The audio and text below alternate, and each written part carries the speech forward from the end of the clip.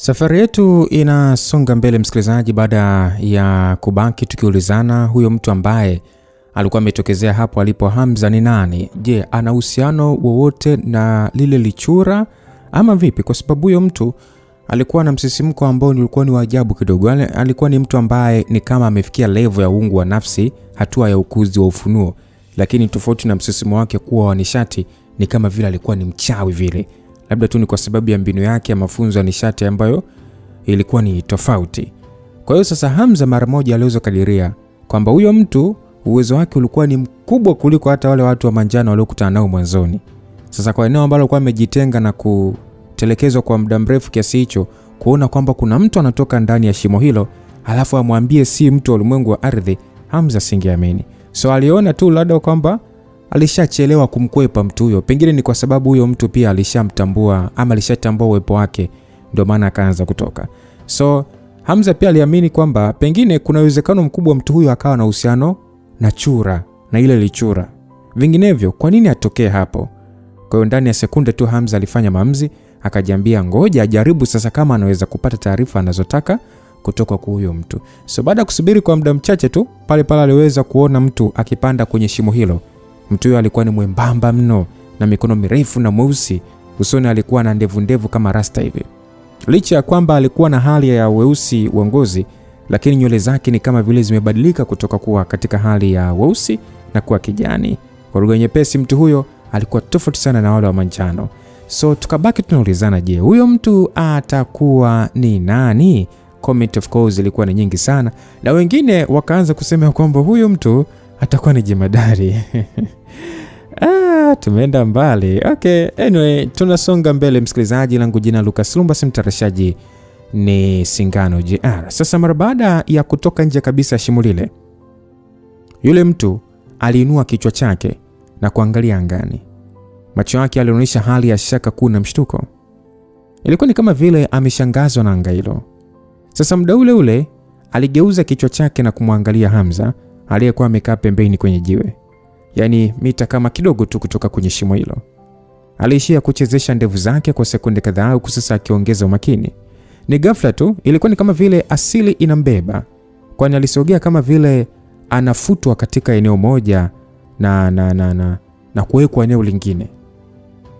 Kwa hiyo akatokea mbele ya Hamza. Hamza muda huu alijifanyisha yani kama hakuwa amemuona mtu huyo, na alishia kujikalia zake tu kwenye jiwe akiangalia mazingira. Ilikuwa ni kama alitaka mtu huyo kumuona yeye kwanza. Basi ule mtu mwenye ndevu kama rasta akasema kwamba rafiki yangu, hapa ni wapi na wewe ni nani?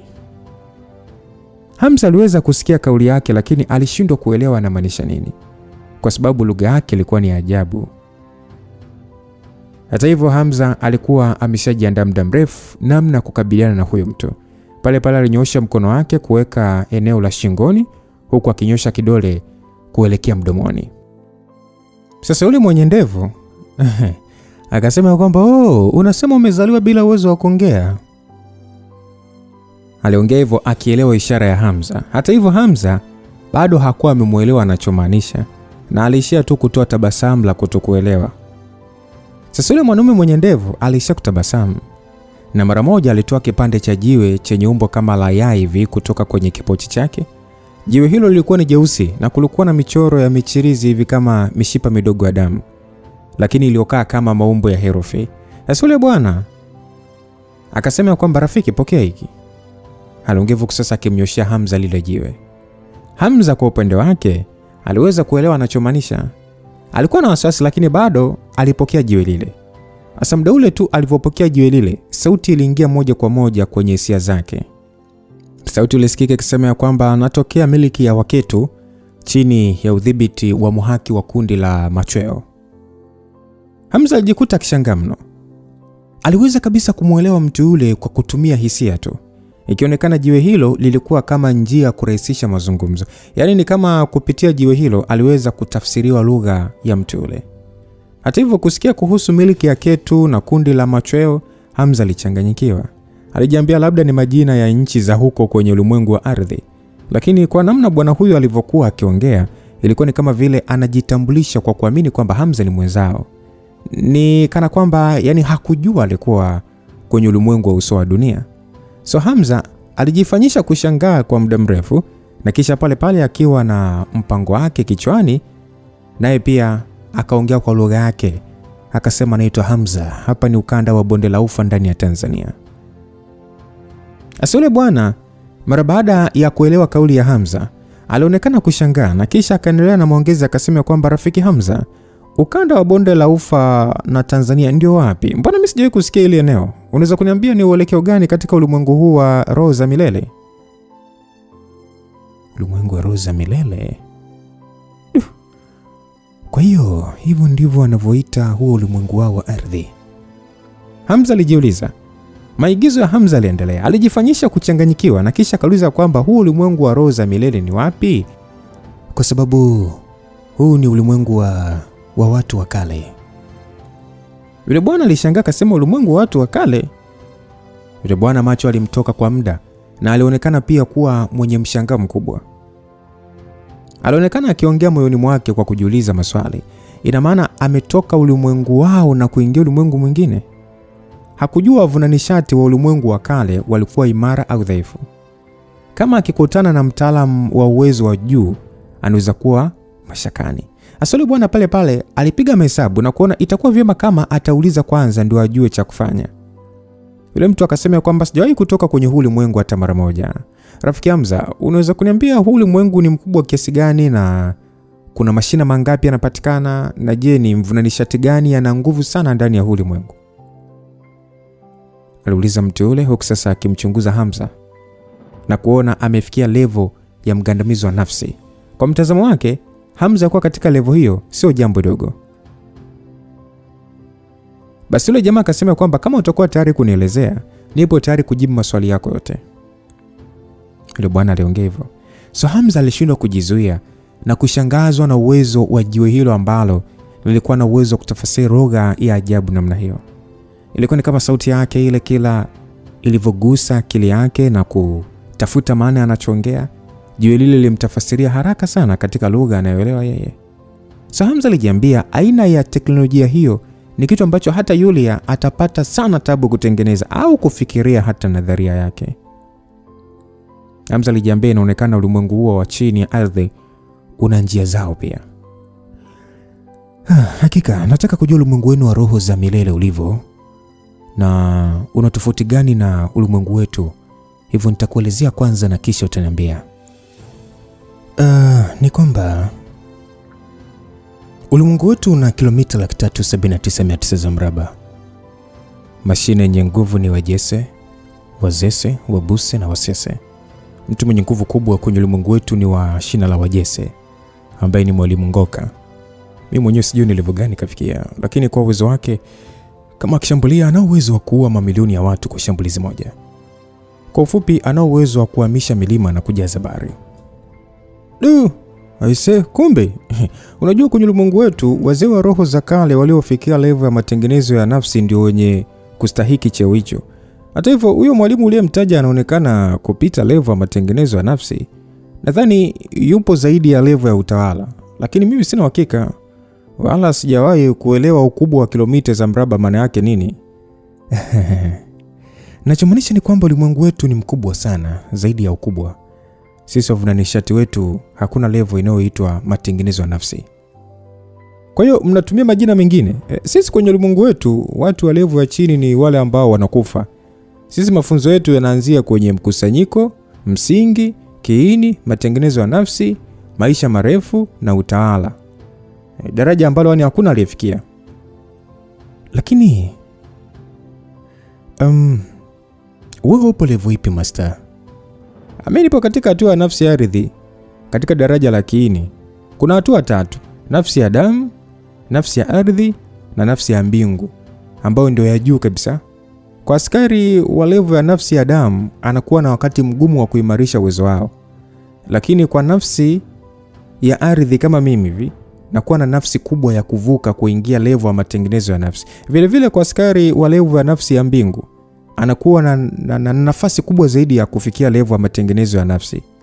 Sasa katika level hiyo ya matengenezo ya nafsi ndipo kuna mgawanyiko wa roho ya ardhi, roho ya anga na roho ya umilele. Kwa hiyo kila hatua inamweka mtu karibu kuingia level nyingine kwa wepesi au ugumu zaidi. Wapo wengine wanavuka kutoka hatua moja na kwenda level nyingine kabisa, lakini sasa inategemea na nguvu zao kubwa. Hamza muda huo alijifanya kusikiliza kwa umakini sana msikilizaji, lakini moyoni mwake alikuwa na mshangao, na wakati huo alionekana kugundua jambo. Kwa mtazamo wake, ulimwengu huo wa ardhi unaonekana kuwa na nguvu mno kuliko wa uso wa dunia.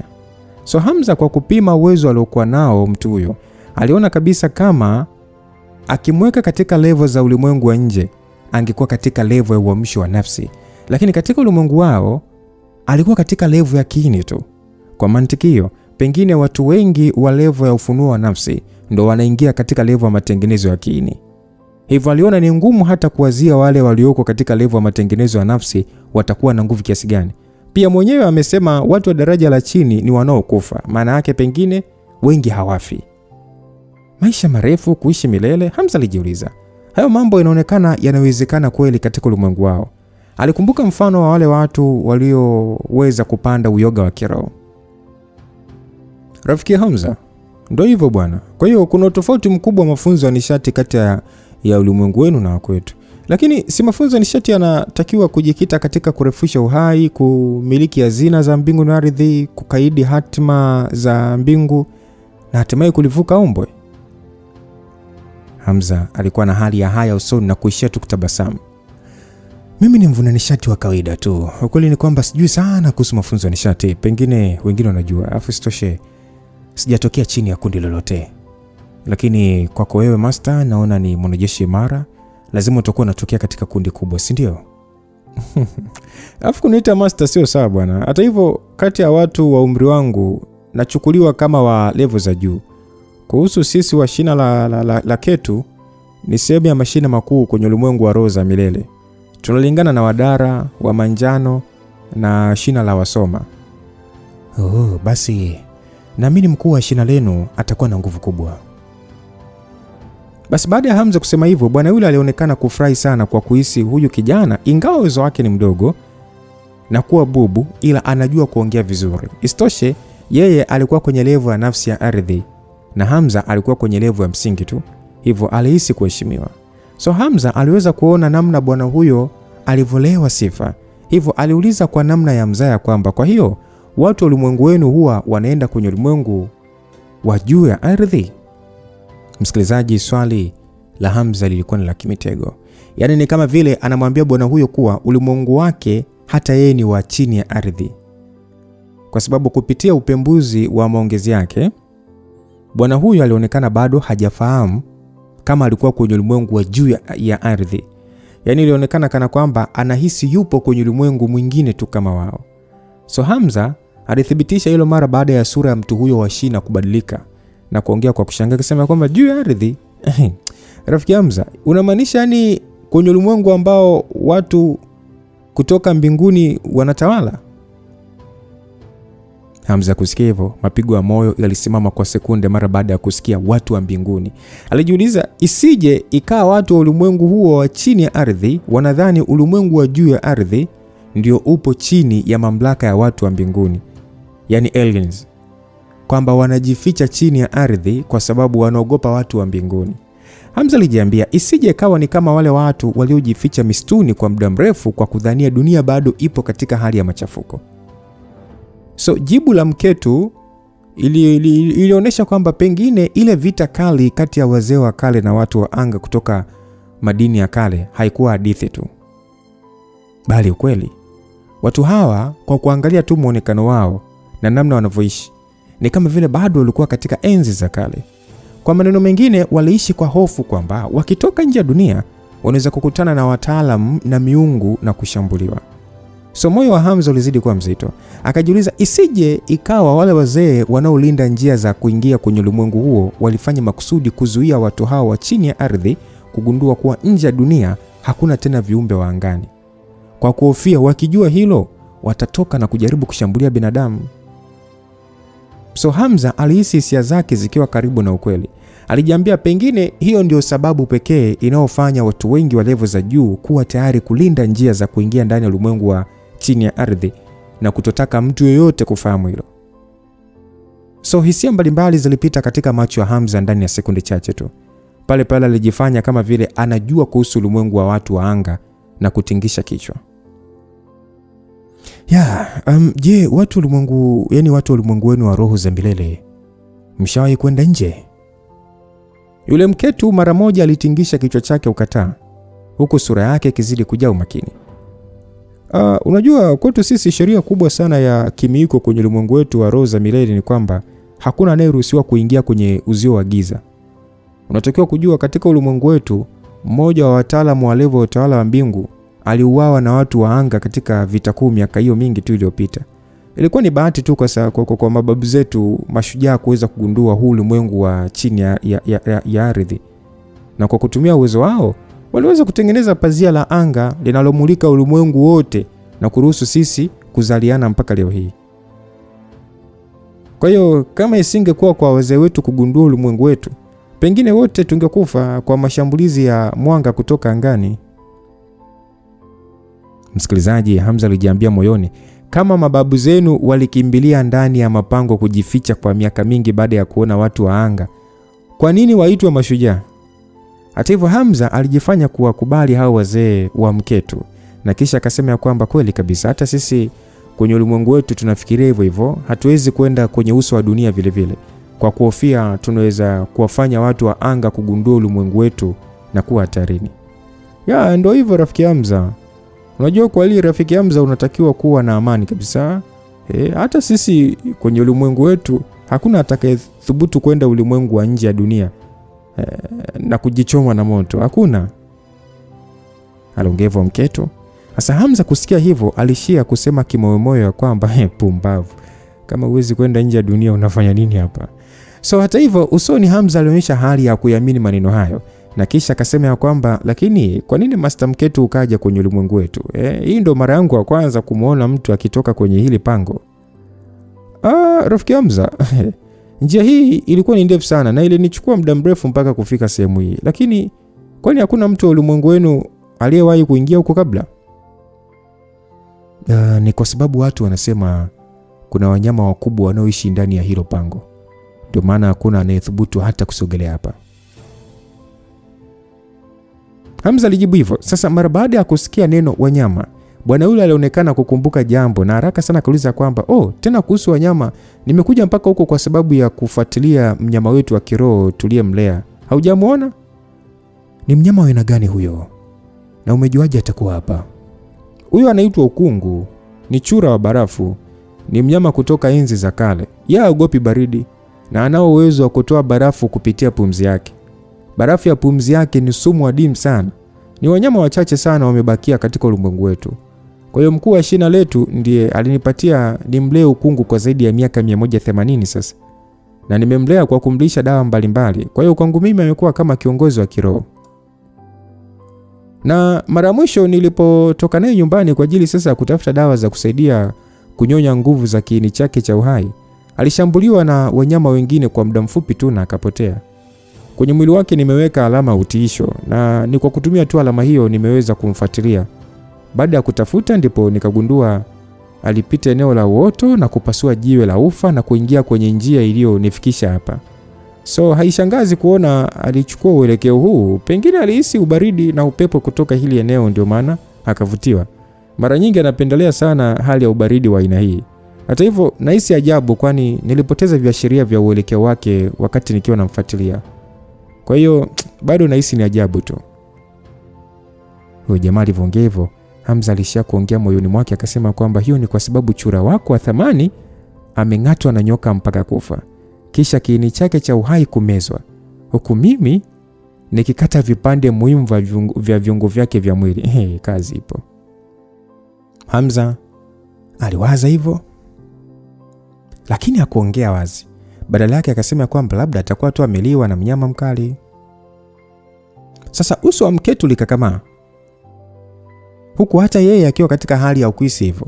Hata hivyo alishia tu kutingisha kichwa chake kukataa. Akasema kwamba katika mazingira ya namna hii sidhani kama ameweza kujitengenezea kiini cha roho na ana nguvu mno. Pia kwa ukali wa sumu aliyokuwa nayo, ni mnyama gani anaweza kumsogelea? Hamza aliishia kumuonea huruma bwana huyo. Hata hivyo kwa namna yoyote ile Ilikuwa ni kweli kuwa chura wake ameuawa na gamba. Hamza alijiambia, inasikitisha kuona chura aliyelelewa kwa miaka mingi hivyo akiishia mikononi mwa gamba. Ni muda ule pia alihisi labda ni kwa sababu ya gamba kula kiini cha chura huyo ndio maana akawa na nguvu kubwa. Rafiki Hamza, kama hujamuona ukungu, mimi nitaendelea na safari yangu ya kumtafuta mwenyewe. Basi muda huo bwana huyo alihisi kuwa kutokana na level ya chini ya mafunzo ya nishati alionayo Hamza, haina maana kuongea naye akategemea kueleweka. Kwanza mtu mwenyewe alikuwa bubu. Lakini upande wa Hamza alijiuliza kivipi amwache tu mtu huyo amtafute huyo chura. Kama akimwacha na akagundua kuwa hii ni sehemu wanaoishi watu wa kawaida tu, si juhudi zake za kumuigizia zitapotea bure. Hamza alijua kuwa hata kama asipoenda mbali, kuna uwezekano wa ndege kupita maeneo hayo na kila kitu kikieleweka mara moja. So haraka Hamza alifikiria namna ya kudili na hali hiyo. Aligusa paji la uso wake na kisha akaongea akasema kwamba nahisi nilisikia sauti ya vishindo jana yake. Nitakuongoza Master Mketu kwenda kuangalia. Mara baada ya Mketu kusikia hivyo, alijikuta akifurahi akasema kwamba rafiki, ongoza njia haraka. Basi Hamza alitingisha kichwa. Ila anataka kupiga hatua, aliweza kumuona Mketu akitoa kifaa cha kimiujiza. Kifaa hicho kilionekana kama rula hivi. Na mara baada ya kukitupa tu chini, pale pale rula ile ilipanuka na kutengeneza umbo kama la mlango hivi. Mketu alimshika Hamza na kumsogeza karibu na kifaa kile ambacho mara moja kilianza kuinuka kwenda angani. Rafiki Hamza, wewe onyesha tu uelekeo, tutapaa kwa kutumia kifaa changu. Hamza alishia kulaani moyoni, akasema pumbavu. Kwa nini huyu mtu ana haraka namna hiyo? Sasa wakati bado anafikiria namna kudili naye, Hamza alishia tu kuongea na moyo wake huku sasa akionyesha uelekeo. Ingawa Hamza alijaribu kadri ya uwezo wake kupoteza muda, lakini kifaa hicho spidi yake ilikuwa ni ya juu mno. Ilikaribia kabisa spidi ya mbinu yake ya silaha ya hiari. Swala muhimu ni kwamba Hamza hakutaka kuendelea kuvuta muda kwa kuhofia bwana huyu kuanza kutafuta mwenyewe na kuelekea kwenye makazi ya watu. Hivyo haikuchukua muda mrefu, Hamza aliweza kumfikisha mpaka mbele ya eneo la mlima, eneo lile lile ambapo chura huyo aliuawa. Katika eneo lile, kitu pekee kilichobakia kilikuwa ni mzoga tu wa nyama na viungo vya ndani visivyo na maana. Kulikuwa na madoa ya damu kila mahali. Muda huo muonekano wa Mketu ulizidi kuwa mweusi. Haraka sana alishuka chini kutoka kwenye kifaa kile na kwenda kutua kando ya mzoga wa chura wake. Mara baada ya kuona jambo lile, alipiga makelele makubwa kuelekea angani akiwa na hali ya hasira, majonzi na kutokubali, akiuliza kwamba ni nani? Sauti yake ilikuwa ni kubwa mno, kama vile mlipuko wa bomu. Kwa mtu kama yeye ambaye ametumia juhudi kubwa kumlea chura huyo, ilikuwa wazi ni hisia gani angekuwa nazo akishuhudia jambo hilo. Swala kubwa ni kwamba mnyama huyo hakuwa kama gari la kifahari, kwamba eti likiharibiwa ana uwezo wa kununua lingine. Chura wa aina hiyo walikuwa wachache sana, hivyo ilikuwa ni ngumu kumpata mwingine. Alafu kingine ni kwamba kama watu wa shina lake wakigundua kuwa mnyama wao huyo wa kiroho ameuawa, akachunwa ngozi na kuliwa kiini, ni dhahiri atapewa adhabu kubwa. Huyu tayari ameshakufa na hawezi kufufuka. Mimi nakushauri tu itakuwa vizuri kama ukikusanya kilichobaki na kurudi kwenda kuzika. Aliongea Hamza akijifanya kumfariji mfiwa. Sasa ule Mketu alitingisha kichwa chake kukataa, na pale pale akaongea kwa sura ya ukauzu mzito akasema kwamba haina haja. Kwa huu mzoga ulivyo ni wazi hajauliwa na mnyama. Kuna mhalifu tu amemuua ukungu wangu na kisha kuchukua sehemu zake za mwili muhimu. Mimi Mketu Inzi lazima nimtafute huyo mtu, nafsi yangu itulia. Vinginevyo nitawezaje kurudi kwenye shina langu na kutoa habari hii kwa master wangu? Kwa hiyo unasema kwamba huna mpango wa kurudi? Mimi kwa sasa siwezi kurudi. Ninatakiwa kwanza kumtafuta huyo mtu. Kama nikishindwa basi ndipo nitarudi. Na kama ukishindwa, baadaye utarudi tena kwenye ulimwengu wetu kwa ajili ya kumtafuta ama? Mketu alikuwa katika hali mbaya sana. Muda huo muonekano wake ulikuwa kama vile amegeuka na kuwa mtu mwingine kabisa. Kwa nini? Siruhusiwi kwani ama? Mimi nasema tu kwa sababu ulimwengu wetu haujawahi kukutana na mtu wa ulimwengu wenu. Inaweza kusababisha matatizo. Kwa hiyo itakuwa vizuri ukirudi usipozungumzia kuhusu hili. Hapana. Ile eneo la ulimwengu wenu ni pana mno. Kwa hiyo mimi siwezi hata kuona mwisho. Ni lazima tu turudi tuangalie ili kujua zaidi, kwa sababu hapa mimi nimemkosa ukungu, tunaweza kufaidika tu kwa kuja na wanachama wenzangu hapa. Basi muda huo Mketo alionekana kugundua kwamba ulimwengu huu unaonekana kuwa na thamani kubwa zaidi. Hamza mara baada ya kusikia hivyo, moyo wake ulizama. Ilionekana kabisa huyu jamaa alipanga kwenda kuleta familia yake kabisa kwa ajili ya kufanya utalii. Master Mketo, hiyo haitakuwa nzuri sasa. Rafiki Hamza, usiniambie kwa uwezo wako kidogo hivyo utanizuia kimaamuzi mimi yani. Kwa uwezo wako kama si kwa uungwana wangu, mimi nisingeweza hata kuongea na wewe. So ukiendelea kunifundisha nini cha kufanya bila kujua uwezo wako, usije ukashangaa ukifa kwa mimi kuinua mkono wangu tu. Ukweli kaka Mketo, na kuona wewe, yani wewe sio mtu mbaya, lakini siwezi kukuacha urudi. Itakuwa vizuri ukiendelea kubakia hapa milele. Mara baada ya Mketo kusikia hivyo, muonekano wake ulibadilika na pale pale akaanza kucheka. Akasema, rafiki Hamza, unatania Yaani wewe peke yako unadhani utanizuia mimi? Hamza aliishia kutoa tabasamu hafifu. Unajua rafiki Hamza, huku ni sawa na kukutana na kichaa ambaye hajielewi na kukitafuta kifo. Kwa sababu umeamua kunichokoza kiasi hiki, basi kufa pembeni ya ukungu wangu, angalau nipate sehemu ya kutolea hasira za kufiwa. Mara tu baada ya kuongea vile, nguvu kubwa ya nishati iliuvaa mwili wake. Aliinua mkono wake na pale pale mkusanyiko wa elementi za hewa ziligeuka kuwa kama radi iliyokuwa katika umbo la nyoka na kutua mkononi mwake. Ghafla tu mwako kama vile wa radi ulijitokeza kutoka angani na kumshukia Hamza ukimlenga kichwani. Mara baada ya Mketo kuachia pigo hilo la radi ya dhiki, hakujisumbua hata kuangalia. Aligeuka upande wa pili. Alikuwa na alijihakikishia kuwa Hamza ambaye alikuwa katika level ya msingi tu asingeweza kuhimili pigo la mtu kama yeye wa kiini cha ardhi. Lakini sasa ila anataka kugeuka na kupiga hatua, alihisi uono wake ukiingiwa na ukungu. Alikuwa ni Hamza ambaye ghafla tu alijitokeza mbele yake, huku akiwa ameshafyatua ngumi na kumlenga tumboni. Mketo alijiuliza, what? Inawezekanaje? Hakuwa hata na muda wa kukwepa. Hakutegemea kabisa Hamza angeweza kuwa na wepesi namna hiyo kiasi cha kuweza kukwepa shambulizi lake la radi ya dhiki. Alishafikiria tokea mwanzo kuwa ameshamaliza pambano, lakini alikuwa amekosea. Mara baada ya ngumi ile kutua kwenye tumbo lake, alihisi wimbi la nishati likimlipua.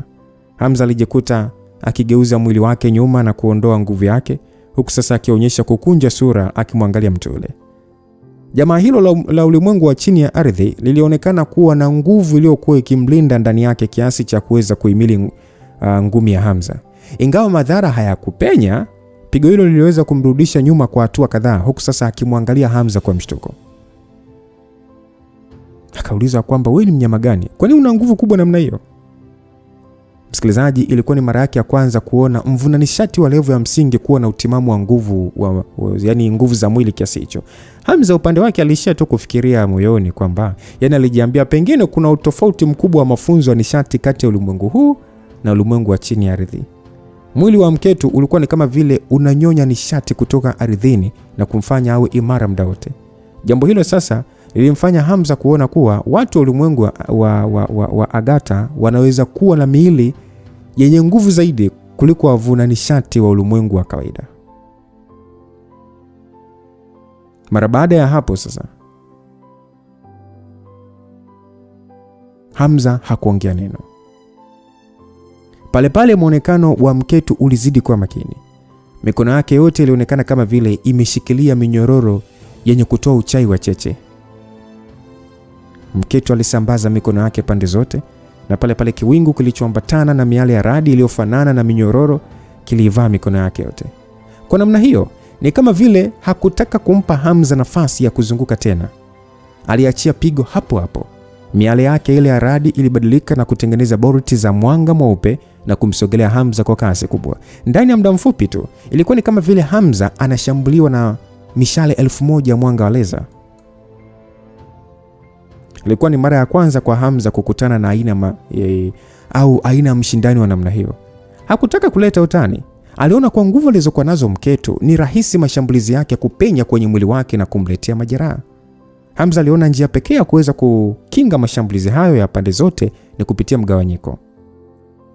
Ghafla, maelfu ya silaha yalitokea kutoka kwenye pete na kujiunganisha mbele yake, yakitengeneza ngao ya kumetameta iliyomkinga Hamza na mashambulizi yale.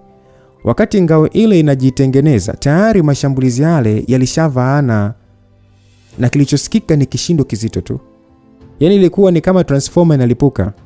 Harufu ya msuguano wa mashambulizi yale ilienea ndani ya eneo hilo ndani ya muda mfupi tu. Kutokana na mwanga mkali uliokuwa umefunika eneo hilo, ilikuwa ni ngumu kuona nini kimetokea mpaka pale mwanga ulipoanza kupotea.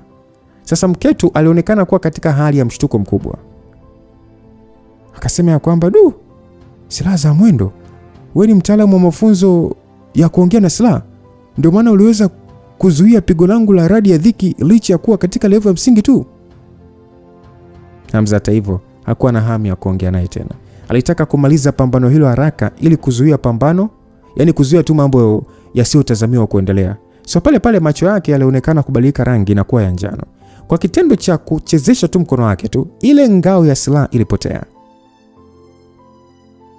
Mara baada ya silaha zile kuachia ile ngao, zilikwenda angani na kisha kwa haraka sana zikashuka kama mishale kuelekea ardhini, huku zikitoa miale ya mwanga. Mketu alijua hawezi kukwepa silaha hizo zote kwa spidi yake.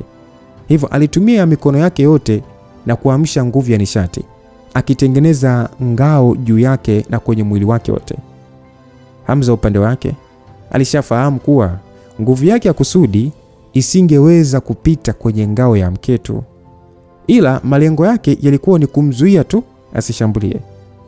Pale akiwa na silaha maalum ya mawindo ya kivuli, nguvu nyingi za nishati zilijikusanya katika ile silaha na kisha kairusha chini. Ilikuwa ni kama jua linachomoza na kusafiri kwa ajili ya kutoa mionzi yake ya mwanga katika eneo lililokuwa na kivuli. Kilichoweza kusikika ni kishindo tu, na ngao ile ya Mketu ilisambaratishwa.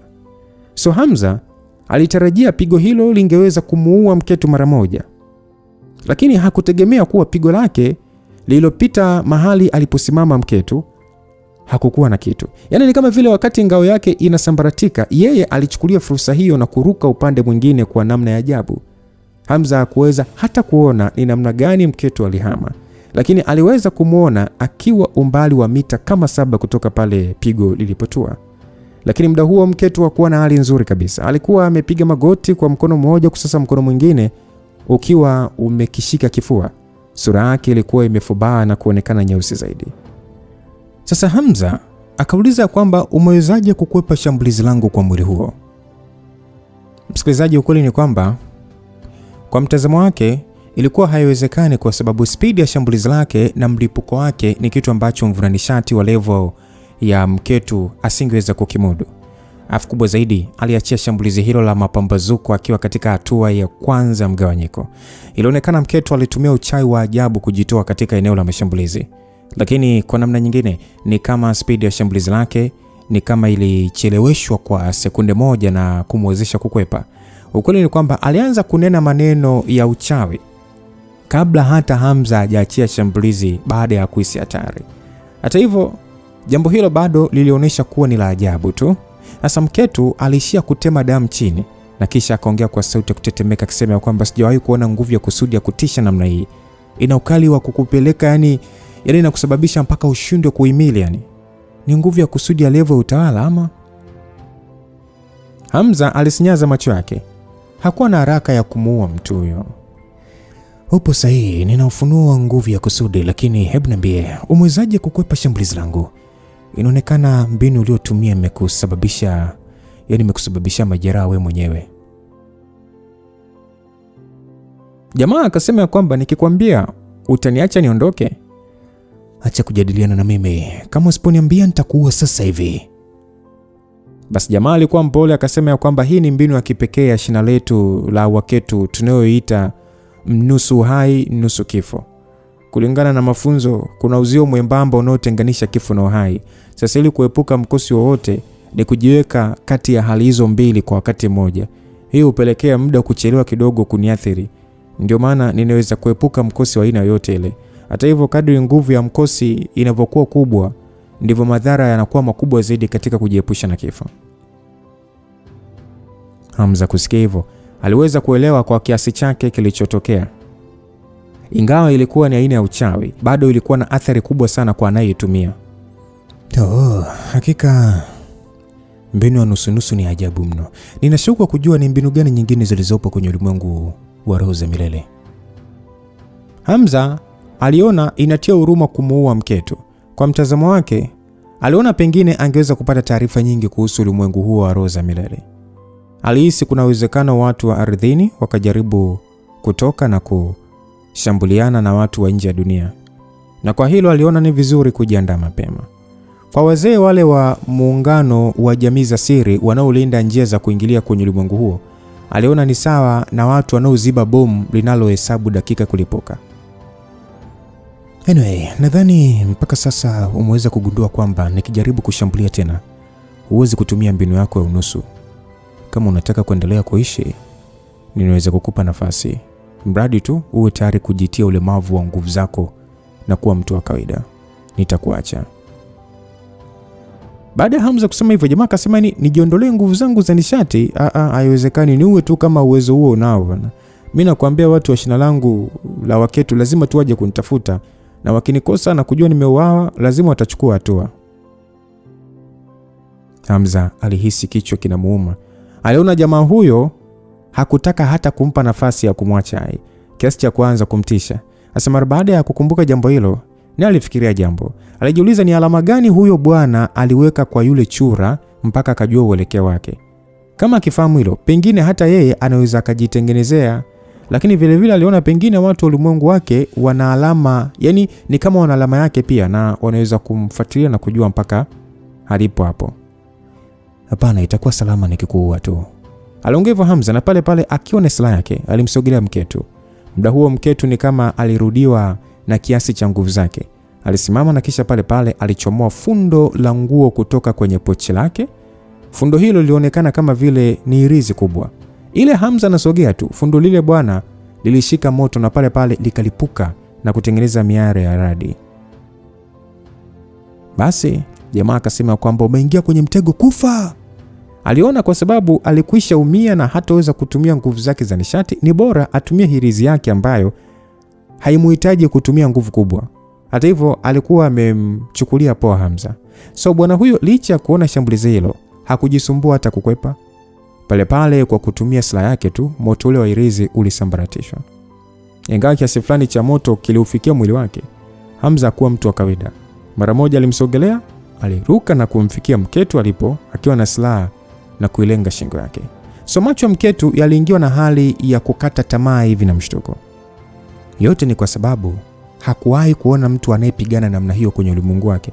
Alijua watu wengi hawakupenda au kudhubutu, yani hata tu kufikiwa na nguvu za kichawi, labda tu akiwa na nishati yenye nguvu kuzidi uchawi. Lakini Hamza alitumia nguvu zake na kugusa kabisa nguvu hiyo, kama vile shambulizi lile lilikuwa mzaa. Hata hivyo, kabla Mketu hajapiga hata kelele, kichwa chake kilishatengana na mwili wake na kudondokea kwenye mchanga.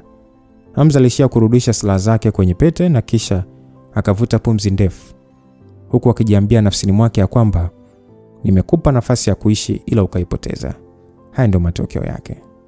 So Hamza hakuwa na muda wa kuomboleza kifo cha bwana huyo. Mara moja alichomoa kipochi kutoka kwenye mwili wa bwana huyo, akiwa na shauku ya kutaka kujua ndani yake kuna hazina gani. Hamza hakujali sana kuhusu kufungua kuona kilichopo ndani kwa wakati huo. Badala yake alichukua mzoga ule na kurushia kwenye korongo.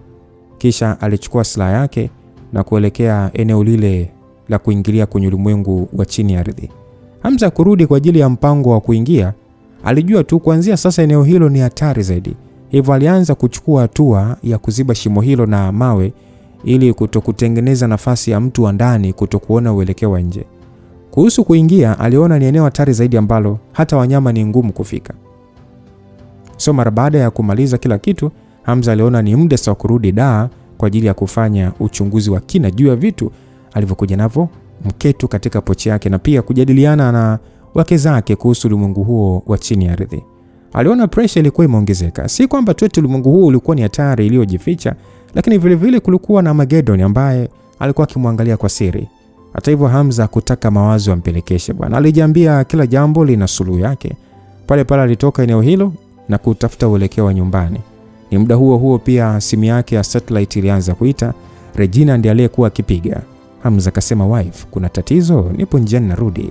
Regi kwa kulalamika akasema kwamba wewe unarudi saa ngapi bwana? Unajua namna hali ilivyo mbaya hapa nyumbani. Wife, unaweza usiamini ese, ila nimeiokoa dunia. Nini? Hebu acha kujisifu. Mimi sitaki uokoe dunia. Kwanza nataka uokoe familia yetu hapa nyumbani. Hamza kusikia hivyo aliishia kushikwa na mawazo. Ingawa ni kweli aliongea kwa namna ya kujisifia, lakini ilikuwa kweli kwa upande wake. Nini kimekufanya uchukie namna hiyo, ili hali unao hadi uwezo wa kuwatawala Wahinde? Kutawala Wahinde ni mimi kufanya kazi, sio kuingiliana na watu. Unamaanisha nini? Wewe ina maana bado tu ufahamu. Baada ya wazee wa ushirika wa kikoo kukubali kusaini mkataba na kuachia maeneo ambayo sio yao na kurudi walikotoka, imewafanya viongozi wa serikali kukuona kama shujaa wao uliokoa nchi kutoka kwenye hatari. So maafisa serikali kutoka makao makuu wamefika nyumbani hapa kwa ajili ya kuonana na wewe na kukupa shukrani zao. Na wamesema wapo tayari kuomba ushauri wako namna ya kuendesha nchi. Mimi nimewaambia tu umesafiri, warudi siku nyingine, lakini wamesema kwamba wanaweka kambi hapo mpaka utakaporudi. Hamza kusikia hivyo alishindwa kujizuia na kutoa tabasamu la uchungu. Ilionekana kwa mke wake kudili na maafisa wa serikali kulimfanya akili yake kulemewa. Mke wangu, hilo ni jambo la kawaida sana kwa dunia yetu. Kwanza, kwa nini una wasiwasi hivyo? Kama wataki kuondoka, wafukuze tu kwa kuwatishia kuwa nikirudi nitawaua wote. Kwani kuna lazima kufanya hivyo? Afu isitoshe hawapo hapa kwa nia mbaya, wanachotaka tu ni kukusifia. Bwana, mimi sihitaji sifa kutoka kwa mtu bwana. Haina maana kwangu kwanza. Wewe fanya kama nilivyosema. Hakikisha tu anaondoka hapo nyumbani kabla sijafika. Nina swala muhimu sana nataka kuongea na wewe. Au kama iwezekani, ita kila mmoja kwenye maabara ya Yulia. Ni jambo gani hilo ambalo hutaki kuongelea hapa nyumbani? Kuna haja gani kwanza ya kwenda kwake? Ni sawa mke wangu, kama ni hivyo, ita kila mmoja kwenye nyumba yetu. Ninachotaka kuongea sitaki mtu mwingine nje akisikie. Hivyo hakikisha hao wageni wanaondoka haraka iwezekanavyo. Okay, nimekuelewa. Anaongea Regina na kisha pale pale akakata simu. Kwa hiyo Hamza muda ule aliweza kuifikia ndege aliyofika nayo siku iliyopita, na haraka sana alipanda na kisha akaipaisha hewani kuelekea Dar. Akiwa njiani, kwa sababu ndege hiyo ilikuwa tayari na mfumo wa kujiendesha, Hamza kuwa na haja ya kuwa nayo bize. Hivyo pale pale alitumia muda huo kuangalia kilichokuwa ndani kwenye kipochi kile cha mketo. Mara baada ya kukagua, Hamza aliweza kugundua ndani yake kulikuwa kumejaa mawe ya madini ya kale, vichupa vya dawa na baadhi ya vimawe kama medali hivi, funguo na kitu kama makaratasi hivi yaliyounganishwa pamoja na kutengeneza kitabu, pamoja na vitu vinginevyo tu. Kuhusu dawa hizo, Hamza kujaribu hata kufungua kujua ni za aina gani. Alipanga kusubiri kisha ampatie Yulia kwa ajili ya kufanya uchunguzi. So hatimaye Hamza aliweza kutoa kitu kingine. Kilikuwa ni kama kigoroli cha rangi ya dhahabu. Kilikuwa ni kiini ambacho Hamza alikitoa kutoka kwenye mzoga wa mketo. Kabla ya kutupia mwili ule wa mketo, kidogo tu asahau kuhusu swala la kiini. Ilikuwa ni kwa sababu ya gamba, alikumbuka dakika za mwisho na kukitoa. Nguvu yake ya kiroho inaonekana kuwa kubwa, lakini hiki kitu ni kama hakifanyi kazi. Aliongea Hamza wakati akichunguza kiini hicho. Aliamini lazima kiini hicho kina muunganiko wa nafsi. Na pale nafsi inapomtoka mtu ni kama na kiini chenyewe pia kinapoteza nguvu. Kwa sababu hakuwa na uhakika sana na manufaa yake. Aliona labda akirudi atampatia gamba ili ale.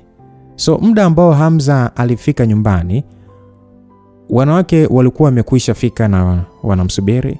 Hamza aliweza kuona rundo la vitu vya thamani vilivyokuwa ni zawadi kwa ajili yake. Ilionekana maafisa wote wa serikali waliondoka. Pengine waliofia kweli kupoteza uhai.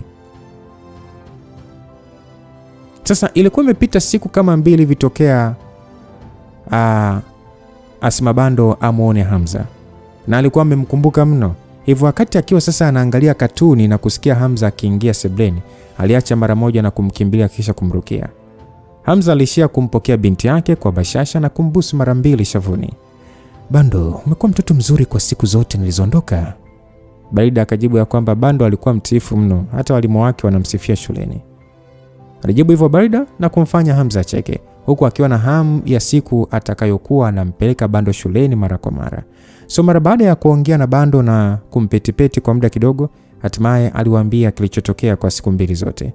Kuanzia gamba alivyoweza kupambana na chura ukungu, yeye kukutana na mtu wa ardhi, na kuhusu ulimwengu wa roho za milele. So mara baada ya mfuatano huo wa matukio kuwekwa wazi, ilifanya sasa wanawake hao wote mioyo yao kutingishika.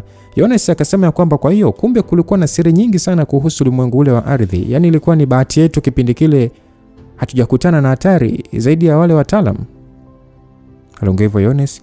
Yulia upande wake alionekana kufurahishwa na taarifa hiyo. Akasema kwamba kwa hiyo unasema kwamba ni kwenye huu ulimwengu wa huko Shimoni kuna mawe mengi ya kale na hazina nyingi, si ndio? Hamza alitingisha kichwa na pale pale alimkabidhi kile kijiwe cha kutafasiria sauti kwa Yulia. Kupitia hii kokoto niliweza kuwasiliana na huyo mtu kwa kutumia hisia tu. Hebu nenda kaifanyia utafiti kama utaweza kupata nadharia ya namna inavyofanya kazi. Kwa sasa tunatakiwa kujua lugha yao ikoje. Ni kwa njia hiyo nitaweza kusoma baadhi ya vitabu vilivyokuwa ndani ya mfuko niliopata. Hamza kusema hivyo, Yulia akasema kwamba itakuwa ni vizuri sana tukishaelewa namna lugha yao ilivyo, ili hata tukija kukutana nao baadaye iwe rahisi kuwasiliana nao. Basi aliongea hivyo Yulia, ambaye muda huo alikuwa amejawa na shauku kubwa ya kutaka kujifunza zaidi kuhusu kokoto hiyo inavyofanya kazi. Kwake yeye hakujali namna ulimwengu huo wa chini ya ardhi ulivyo hatari. Kujua mambo mapya ndio alichopendelea zaidi. Upande wa Reji alionekana kufikiria kidogo kabla ya kuongea. Kwa hiyo watu ulimwengu wa ardhi wanadhani viumbe kutoka angani wameshinda vita dhidi ya binadamu. Lazima enzi hizo walikuwa ni wadhaifu na watu wa kujitenga, na kwa uwezo wao waliamini hata kama wakipigana ni ngumu sana kushinda dhidi ya watu wa anga, hivyo wakakimbilia mafichoni. Hata hivyo inaonekana bado mababu zetu waliweza kushinda vita mwisho siku, vinginevyo tusingekuwa hapa leo. Lakini nini hasa kilitokea wakati huo? Historia haya mambo imepotelea wapi?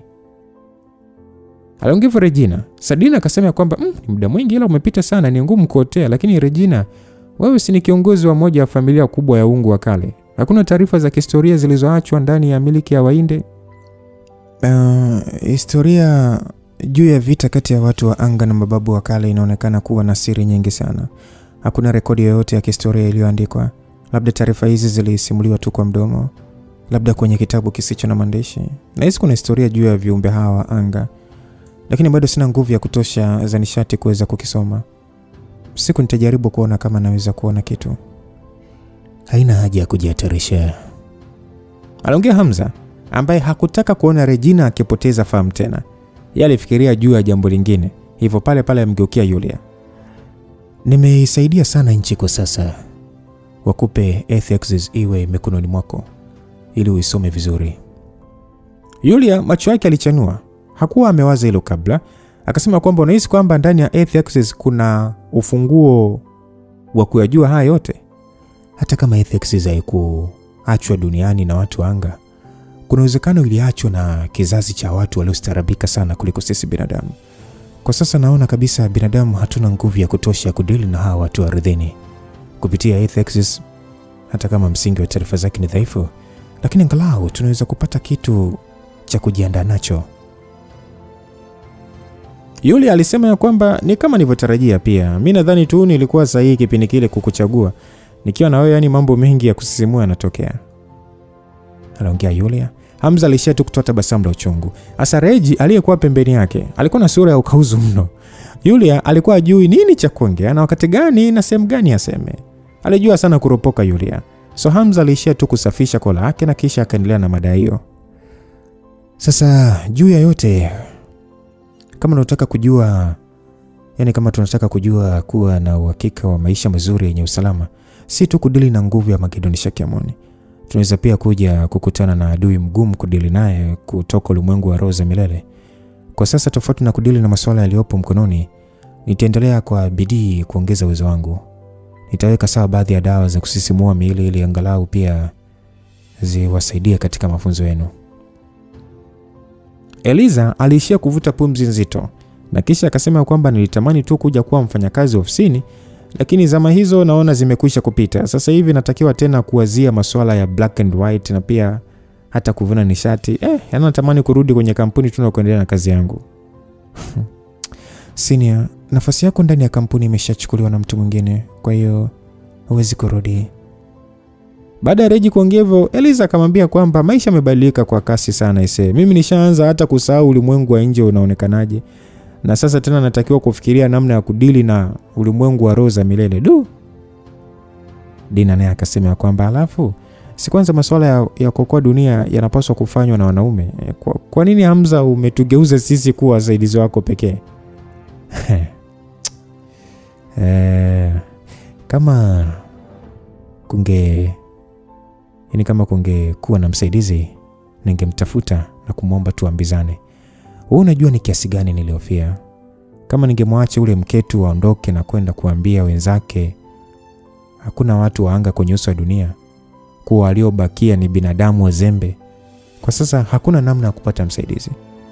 Watu ambao wangeweza kusaidia ni hawa wazee wa koo za kale ambao sasa hivi akili zao zote zipo tu kwenye kongamano la kikoo. Wenye nguvu pia wengi ni maadui zangu. Unadhani hata nikienda nikiwaambia hawa wazee sasa hivi kwamba eti kuna kundi la watu linaloishi mapangoni na wana nguvu kubwa kuliko sisi watakubali kuniamini? Watataka kwanza wathibitishie, labda kwa kuwatembeza kwenye ulimwengu wa chini. Lakini huko si pia ni kupoteza tu muda. Baada ya Hamza kusema vile, Yones akasema sema hao wazee wa muungano wa siri bwana wanafanya kazi nzuri sana kwa ajili ya binadamu wote. Yaani wameamua kujificha mbele ya macho ya watu wengi na kwa siri tu kuendelea kuilinda dunia. Nashindwa hata kufahamu walijuaje kuna ulimwengu wa chini ya ardhi.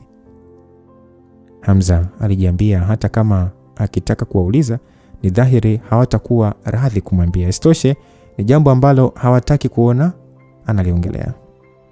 Mara baada ya kikao, kila mtu aliondoka kuendelea na mishe zake. Hamza aliendelea kuwa karibu na binti yake kila siku.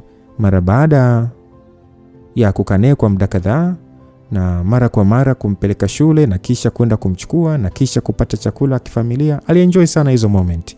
Ukiachana na masuala hayo, Hamza pia aliweka umakini kwenye mafunzo yake. Baada ya kugundua hivi karibuni kuwa mgawanyiko wake katika hatua ya pili umeimarika, bado aliendelea kujikita zaidi ili kuhakikisha kuwa nguvu alizokuwa nazo katika hali zake zote, ikiwemo ile hali ya ushetani, zilifanya kazi ipasavyo. Hamza hakutaka kuiruhusu ifanye kazi kwa niaba yake, bali alitaka kuitumia ili kujiongezea nguvu zaidi. So mara baada ya kuishi na kujifua kimazoezi, Hamza alitumia muda wake uliobakia kuwa ndani ya maabara ya Yulia. Kwa msaada wa Yulia, aliweza kufanyia utafiti dawa alizopata kutoka kwenye pochi ya mketo. Alizichunguza, akaona hazina madhara, kisha akazichanganya pamoja na uyoga uliobakia na kutengeneza dawa mpya nyingi tu. Dawa hizo zilikuwa na manufaa makubwa katika kuwasaidia watu wake wa karibu kuongeza nguvu zao za nishati. Sasa Yulia naye alikuwa busy sana. Alipewa ufikiaji wa ethics na kupata taarifa nyingi zaidi.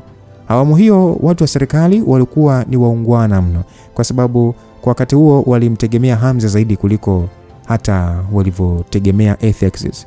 Wakati Yulia akiendelea kutafsiri taarifa hizo, kwa wakati mmoja pia alijaribu kutafsiri maandishi yale ya watu wa ardhi. Hamza hakujua hata Yulia alifanikisha vipi, lakini pasipo kutegemea, mwanamke huyo aliweza kugundua kuwa herufi zilizokuwa kwenye kokoto ile ya kutafsiri sauti zilifanana na baadhi ya herufi za lugha za kale. Ni kama kupitia herufi hizo ndizo zilikuja kuunda lugha ya ulimwengu huo wa roho za milele. Ingawa Yulia hakuweza kupata tafsiri ya moja kwa moja herufi hizo kwa kufananisha na lugha ya watu wa ardhini, ilikuwa ni swala tu la muda tu angeweza kupata muunganiko wa matamshi. Bila kujua, hatimaye nusu mwezi ukapita. Ilikuwa ni siku ya asubuhi wakati Hamza akijiandaa kwenda msituni kwa ajili ya kufanya mazoezi. Yones aliweza kufika kumtafuta. Kawaida ni Hamza aliyekuwa na utaratibu wa kwenda kuwatafuta wanawake hao, ila ilikuwa adimu kwa Yones mwenyewe kumtafuta. Yones, nini tatizo? Unataka kwenda na mimi msituni kufanya mazoezi ama? Alihoji Hamza, tena kwa mzato, lakini wakati huo Yones alionekana kutokuwa katika mudi ya matani kabisa. Yones akasema kwamba hebu acha bwana kunichokoza. Mimi nimekuja hapa kwa haraka kukutafuta. Kuna jambo limemtokea baba Dodoma. Brigadia amekumbwa na nini? Mama ndo alinipigia simu na kusema kwamba baba aliingia kwenye mgogoro na makanali wawili ambao ni waandamizi wake wa jeshini na kujeruhiwa. Sasa hivi yupo hospitali amelazwa. Kajeruhiwa na wanajeshi wenzake? Tangu lini jeshi likakosa nidhamu namna hii? Kama kuna mgogoro, si unatatuliwa tu na maongezi na sheria. Kuna haja wao kupigana? Mimi nimesikia tu wanajeshi hao ni wa visiwani, familia ya wa Phoenix. Hamza mara baada ya kusikia hivyo, sura yake ilimganda. Baada ya muda aliweza kuona namna Yones alivyojawa na hisia za ukanganyiko. Anyway, hebu twende. Nitakusindikiza kwenda kumtembelea baba yako kuona maendeleo yake. Mara baada ya Yones kusikia hivyo, aliishia kuongea kwa kusita, akasema kwamba lakini uhusiano wako na ukoo wa Phoenix sio wa kawaida. Achana na Priscilla, hata Nyakasura tu una uhusiano naye mkubwa. Kwa hiyo, kwa sababu na uhusiano na Priscilla na Nyakasura, ni waangalie tu wakimjeruhi babako. Kama ambavyo Priscilla ni muhimu moyoni mwangu, hivyo pia wewe Yones ni muhimu kwangu. Nadhani nitakuacha tu umeze hasira yako kwa ajili yangu. Yones alihisi joto la moyo. Ukweli ni kwamba aliridhika na maneno ya Hamza. Hakutaka kuona kuna mgogoro kati ya Hamza na wa Phoenix kwa ajili yake, kwa sababu ni kama ingemfanya akose amani. Hamza, ukweli mimi nitaka tu kukutafuta tu kwa ajili ya kunisindikiza na kufanya swala hili yani halijirudii. Sitaki kuwa na ugomvi na wa Phoenix, hususan kwa hali iliyopo sasa. So haitakuwa na manufaa kwetu wote. Najua unachokifanya, wewe twende. Basi bila kusubiri sana, Hamza alimchukua na mwanamke huyo na kuelekea uwanja wa ndege kwa ajili ya kuelekea moja kwa moja Dodoma. Haji alijua ameshapokea taarifa za kuwasili kwa Hamza makao makuu. Hivyo alikuwa akiwasubiri kabisa uwanja wa ndege ili kuwapokea. Mara baada ya kufika na kupokelewa, moja kwa moja waliingia kwenye gari na safari ya kuelekea hospitali ikaanza mara moja. Haji akasema kwamba bro, nilijua tu kwa tukio hili lazima ungefika tu. Hivyo nimeshaandaa kila kitu mapema. Hawa watu ni maarufu sana. La sivyo yani mimi ningepigana nao tu. Kwa sababu tu ya wao kutoka visiwani na kuungwa mkono na Phoenix, wamekuwa ni kama watawala ndani ya jeshi hapa makao makuu kwa muda mrefu. Haji baada ya kusema hivyo, kwanza Hamza wakati huo hakuwa hata ameelewa swala hilo kwa kina. Hivyo alitaka kujua zaidi, akasema kwamba kwani ni kitu gani kimetokea? Bro, unakumbuka mara mwisho nilikwambia ni kama kitengo cha Sleeping Lawrence na Malibu kimekufa baada ya Afande Msiba na Afande Simba kuondolewa kwenye nafasi zao.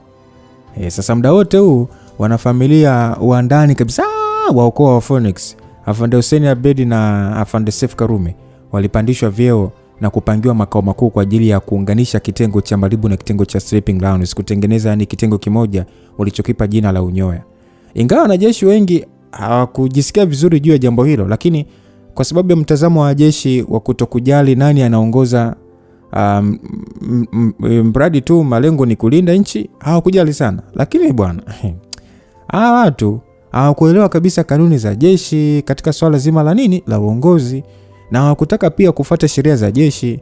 Kwa hiyo hakukuwa na mipango yote ya kulinda mipaka, na walichotaka wao ni sisi kufanya mazoezi na kushindana sisi kwa sisi kwenye uwanja wa vita.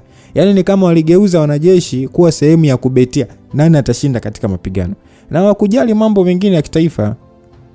Sasa inakuwaje wakawa wanajeshi na kukosa uelewa wa wajibu wa kijeshi na kutanguliza viburi? Ndio hivyo. Matendo yao yani yaliwakasirisha sana majenerali wengi wa jeshi. Na katika kikao chao walimchagua Afande Daudi kwa ajili ya kwenda kuwaonya waache wanachofanya, la sivyo watavuliwa vyeo vyao. Kwa mara baada sasa ya Afande Daudi kufika kambini na kuambia waache kiburi na kuwekeza nguvu zao katika malengo ya kulinda mipaka, maafande hao walimwambia jenerali kwamba anatumia cheo chake tu kutaka kuamrisha, ile hali ni mtu wa kawaida ambaye hawezi kufanya chochote, na kama akiendelea wangemshughulikia. Kwa hiyo jambo hilo ndio likawa limepelekea jenerali kufanya ukasirika, na matokeo yake mzozo ukaibuka sasa, na ndipo jenerali sasa akawa amepigwa mbele ya wanajeshi na hata kuongelewa maneno ya dhihaka.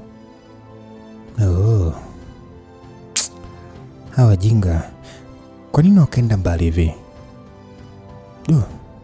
Hamza alisha tu kuvuta pumzi na kuishusha.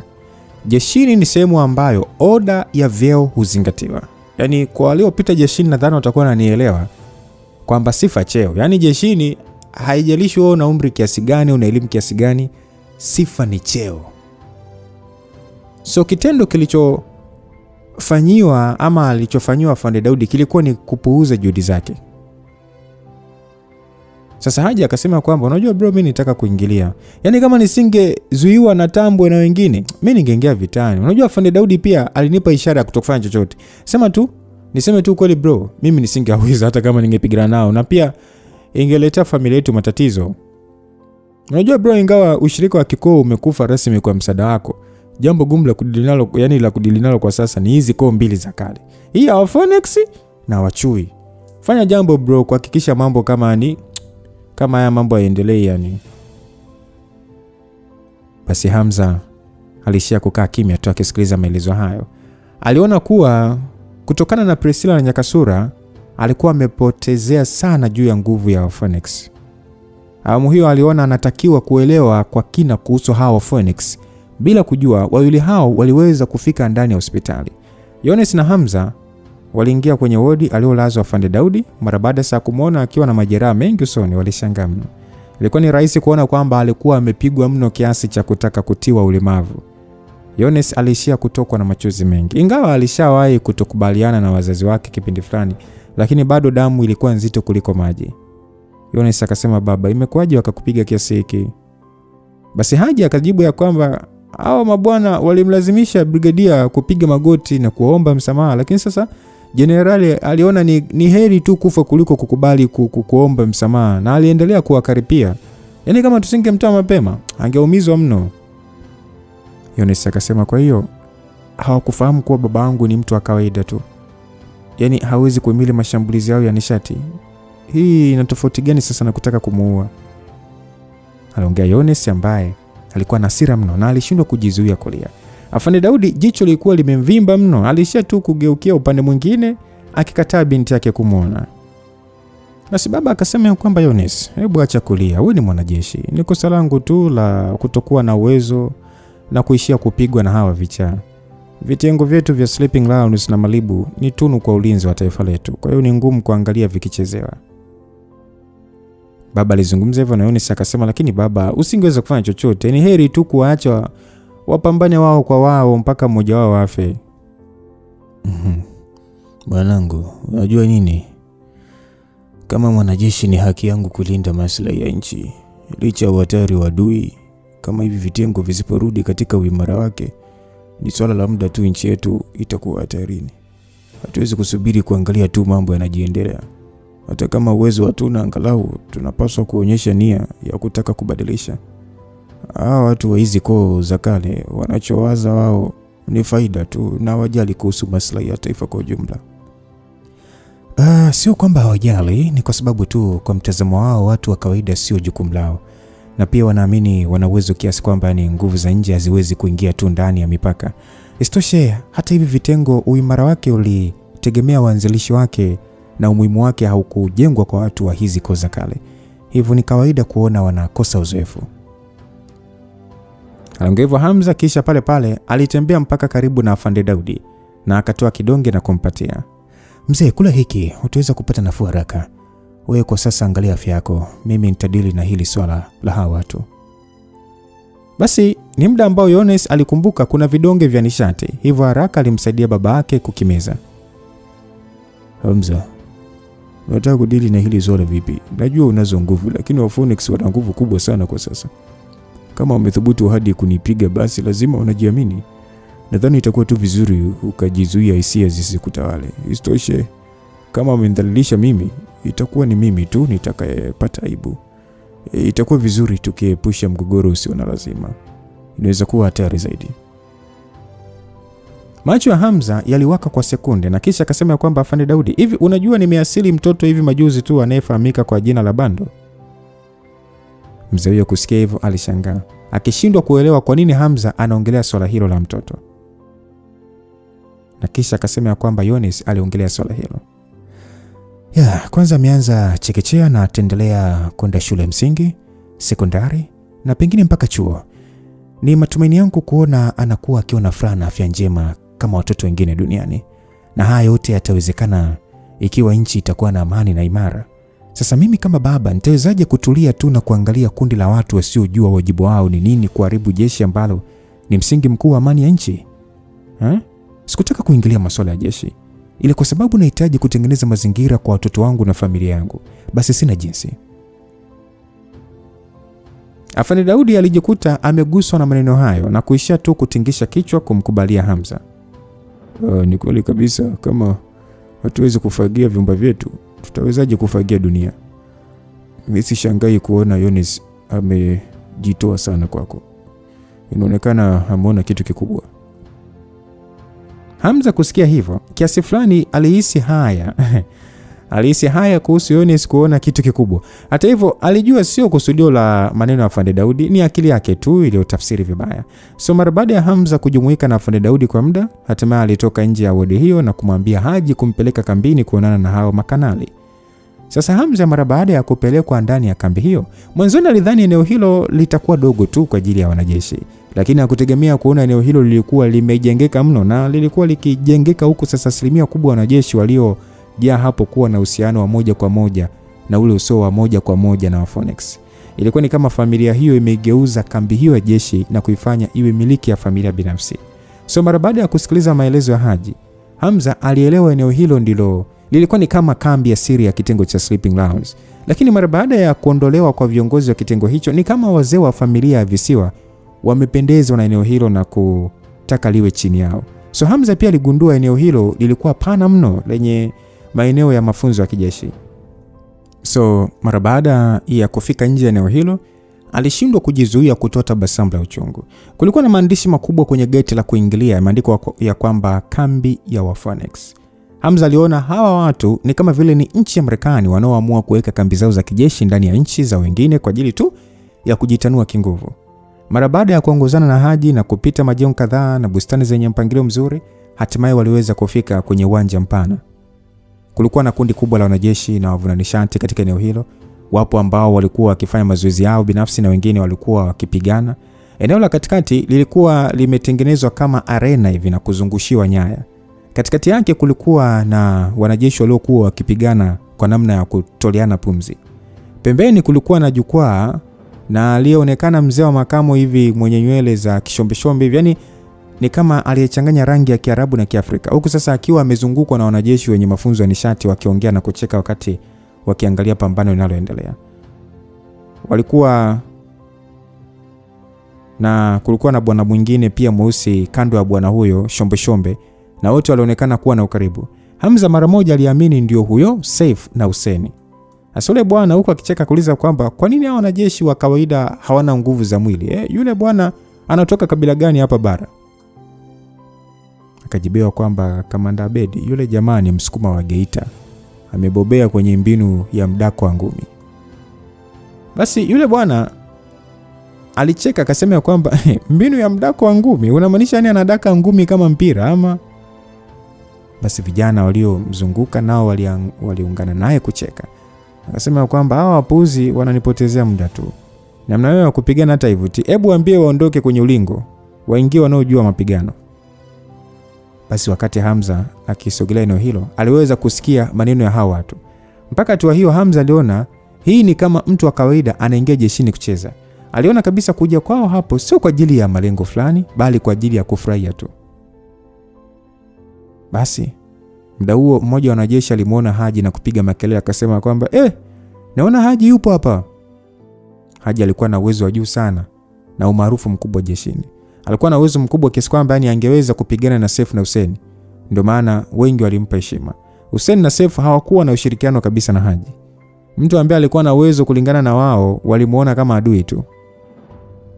Basi Haji akaambiwa kwamba Haji, ulikuwa umeenda wapi kiasi cha kutokuonekana? Inamaanisha yani hutuheshimu sisi wakuu wako siku hizi na unaamua tu kuondoka bila kutoa taarifa. Haji akasema kwamba nilienda kumpokea Mr. Hamza uwanja wa ndege. Mna tatizo na hilo ama? Akasema Mr. Hamza. Basi Hussein na Saif waliangaliana. Ni kama walikuwa wakijiuliza huyo mtu ni nani na mbona kama yani walishawahi kusikia jina lake. Sasa ni muda ule wote wawili walisimama na kisha kuongea kwa wasiwasi. Wakasema kwamba Mr. Hamza unamaanisha yani komando wa silaha? Sijui kuhusu majina ya komando wa silaha ila mimi ni Hamza. Aliongea Hamza kwa kutingisha kichwa. Saif na Hussein walishikwa na hali ya taharuki. Wanajeshi wengine pia walionekana kuwa na wasiwasi. Isitoshe jina la Hamza lilifahamika sana katika vyeo vya wanajeshi wengi. Habari pia za Hamza kumiliki joka lililoweza kuwashikisha adabu wazee wa ungu wa kale zilisambaa kama moto wa kifuu. Hivi karibuni pia kulikuwa na habari kwamba baada ya kuondoka kwa jemadari, Hamza angerithi nafasi hiyo. Sasa kutokana na sifa hizo kedekede za kufurahisha, vijana wengi walimchukulia Hamza kama mfano wao wa kutamani kuwa naye karibu. Mara baada ya muda wa mshangao, Sefu haraka sana alisalimia kwa tabasamu akasema kwamba kumbe ni kweli ndio komanda wa Salamu wenyewe. Mr. Hamza, naitwa Sefu Karume na huyu hapa ni Hussein Abed. Sisi wote ni familia ya ukoo wa Phoenix. Mimi sijatarajia kuona Mr. Hamza ungekuja kwenye kambi yetu leo. Kama ningejua mapema basi ningeandaa tafrija maalum kwa kukaribisha. Karibu sana. Basi Hussein akasema kwamba Mr. Hamza, kwa nini umetutembelea leo? Ni kuhusu Afande Daudi. Itakuwa nyie ndo mliomjeruhi, si ndio? Wawili hao sura ziliwakakamaa baada ya kusikia jina hilo. Kwa ndani walikasirishwa na kitendo cha Afande Daudi kulikuza jambo hilo, lakini hata hivyo hawakuwa na hofu. Wakasema kwamba Mr. Hamza, Daudi alikuwa tu mkorofi. Sisi tulifanya tu. Hamna haja ya kuelezea. Nilishaona mlichomfanyia. Sasa nisikizeni kwa makini. Kwanza sasa nataka kila mmoja wenu avunje mguu wake mmoja na kisha kuvua nguvu zote za nishati. Msinilazimishe nifanye hili mwenyewe maana mtajuta. Mr. Hamza, ingawa unasifika kama komando wa silaha na watu wa ushirika wa kikoo wanakuogopa, lakini sisi ni tofauti na hao dagaa. Mfikiria kwa makini. Ujio wetu hapa ni kwa sababu tu ya maagizo ya wazee wenyewe wa ukoo. Hivyo kila tunachofanya kina uhusiano na wao. Kama unataka kuwatetea hao watumwa na kutuumiza sisi, haina tofauti na kutangaza vita na ukoo wa Phoenix. Unadhani mtu ambaye ana nguvu akitoka jemadari Jada Shamsu, unadhani anakuogopa? Hamza alishindwa kujizuia na kutoa pumzi ya masikitiko. Alijiambia hawa watu wanatoa kwanza wanajiamini nini? Wanajiamini kwa sababu ya huyo Shamsu au kuna sababu nyingine? Pengine ingekuwa zamani angeogopa kweli kutajwa kwa jina la Jada Shamsu. Lakini Hamza kwa wakati huu alikuwa mwingine kabisa. Hata mbele ya Void ambaye alikuwa na nguvu baada ya Shakyamuni hakuonyesha hofu. Sasa atawezaje kumwogopa Shamsu wa umoja wa wazee wa ungu wa kale? Hamza hakuwa hata amemuona Shamsu, lakini kupitia nguvu ya Armageddon Shakyamuni ilikuwa ni rahisi kwake kukadiria uwezo wake. Afu kubwa pia, hata kama akiua hao wapuuzi wawili, ana uhakika familia hiyo haiwezi kurupuka tu na kutaka kuingia vitani naye. Hivyo alishindwa kuelewa kwa nini wamejaa kiburi namna hiyo. Sasa inaonekana hampo tayari kunisikiliza. Basi Sefu aliongea kwa muonekano wa majigambo akasema kwamba kama Mr. Hamza unao uthubutu wa kuwa adui wa ukoo wetu wa Phoenix, basi jaribu. Hamza kusikia hivyo alitoa kicheko cha juu na ghafla tu pale uso wake uliingiwa na hali ya uzito. Mjinga sana we. Hivi nadhani kauko kenu kanatosha kuwa na wadui na mimi? Mara baada ya kuongea hivyo tu, Hamza alishapiga hatua mbele na kutumia mikono yake yote alivurumisha ngumi zilizowafikia Sefu na usoni na kusambaratisha mataya yote na kufanya damu nyingi kutoka pwani. Dakika hiyo hiyo walidondoka chini. Hamza pale aliwanyanyua kwa mikono yake na kisha akawabeba juu na kuwarushia angani. Mabwana hao walipigwa pasipo hata kuelewa wamepigwa vipi. Walitaka kutumia uwezo wao wa nishati, lakini kabla hata hawajafanya hivyo tayari walishashambuliwa. Sio kitendo cha kuwarusha hewani, Hamza aliwafuatia huko na kisha akaanza sasa kuwavurumishia ngumi kama mipira. Mara baada ya kurudi chini kama vifusi, Hamza aliwapiga mateke na kuwavunja miguu yao. Sefu na Hussein walitoa vilio vya kusaga meno moja baada ya mwingine. Walikuwa wanalia mpaka huruma. Hawakuwa hata na muda wa kushtuka na kugundua hawakuwa na nguvu hata kidogo ya kupigana. Wanajeshi wengine washirika wao kuona jambo hilo sasa walijawa na sura za kufubaa na mshtuko wa woga. Kwenye macho yao hawakuamini watu ambao walikuwa na uwezo mkubwa kama Sefu na Hussein walikuwa wamepigwa na kukanyagwa pasipo kurusha hata shambulizi moja, hata bila Hamza kutumia nguvu zozote za nishati zaidi tu ya nguvu za mwili wake. Basi walianza kupiga kelele wakasema, Mr. Hamza, tunaomba utusamehe, tafadhali usitue.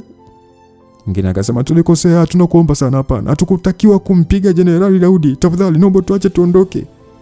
Sefu na Hussein ni kama sasa akili ziliamka na kukumbuka kwamba Hamza alikuwa ni Lucifer. Hamza ni kichaa.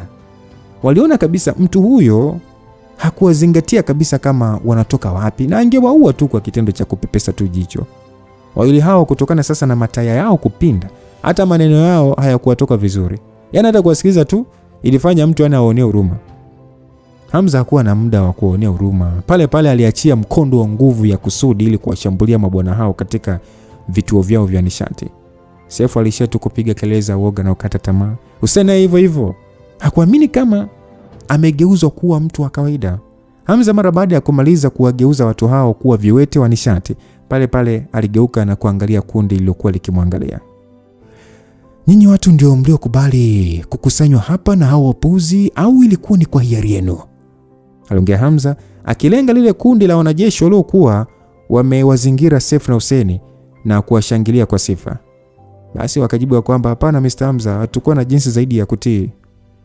Basi walianza kujitetea pale.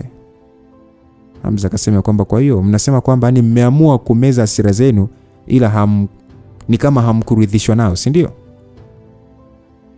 Basi kundi hilo lote lilitingisha vichwa vyao huku akilaani ndani kwa ndani. Safi, kama ni hivyo nitawapatia nafasi ya kujisafisha. Kama kweli hamkumkubali, sogeni na mwanze kuwapiga. Ili mradi tu msiwaue. Mpigeni mtakavyojisikia kutoa hasira zenu. Aliongea Hamza huku tu akicheka. Wanajeshi hao waliishia kuangaliana kwa wasiwasi, lakini mara baada ya kusita kwa sekunde kadhaa wote walisogea na kuanza kushusha vipondo huku kila mtu akiongea maneno ya kulaani. Hata hivyo, katika kundi hilo lote kulikuwa na watu watatu, wanaume wawili na mwanamke mmoja ambao hawakusogea kuwapiga. Ni kama walikuwa katika mgogoro. Mara baada ya kupigwa kwa zaidi dakika 5, wawili hao sura zilibadilika kabisa na kuwa nyama. Ilikuwa kwanza ilikuwa ni ngumu sana kujua sura zao zikoje. Muda huo walikuwa na sura wafu yani. Unajua zile za sura mfu, sura mfu ni kwamba huyu mtu anaenda kufa muda wote. Hamza akasema kwamba sasa inatosha sasa, msije kuwaua. Basi kundi hilo la wanajeshi walionekana bado kutaka kushusha vipondo. Hata hivyo walikubali na kuacha. Haji, hao majeruhi unaweza kuondoa hapa. Kuhusu hii kambi, jeshi litajua namna ya kushughulikia. Waambie kabisa, kuhusu masuala ya jeshi hakuna haja ya kusikiliza wazee wa koo za kale wanasema nini. Wafanye maamuzi kwa kile wanachoona kinafaa kwa maslahi ya jeshi na nchi. Kama kuna mtu yoyote ambaye haridhiki na kutaka kuingilia, naomba nipewe taarifa haraka sana. Basi Haji alishia kuganda kwa sekunde na kisha akasema ya kwamba bro, kwa nini wewe usiwe mkuu wetu wa jeshi?